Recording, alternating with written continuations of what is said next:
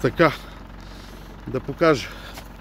Подкачващата помпа трябва силно нагоре, за да подкачва.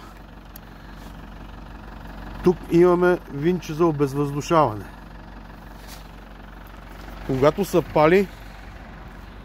пали, трябва тия двата палеца с жило или с нещо да се направят.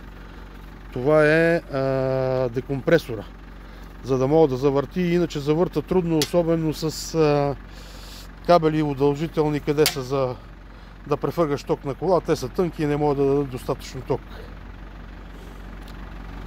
Тук имам едно маркуче 10 сантима, къде опуска малко нафта. Това не е болка за умиране. Където ви казах, че се слага масло. Масло се слага тук в тия гумените тапи. Тая и тук има гумена тапичка. Малко кофти се вадат. Така. Отваряш, капваш 1 кубик масло, ако не е палено дълго време, и го затваряш. Общо взето е това. И кранче на нафтата. Кранчето, че бех забрал кранчето на нафтата и си такова мамата, да се чуда, що не мога да запали. Кранчето на резервара. Резервара, тук има малко покапва, колегата нещо го не е дозаварил. И аз сега да видим дали ще запалиме пак. Чакай го дръпнеме, че избег. Мали го, айде, ще го помниш колко са. Така, ето го. Стой. Ти затваря ли го кранчето? Да.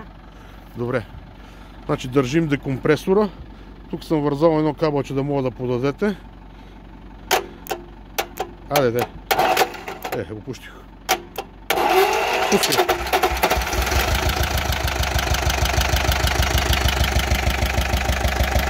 Това е моторче. Като решете да го гасите, това мога да ста.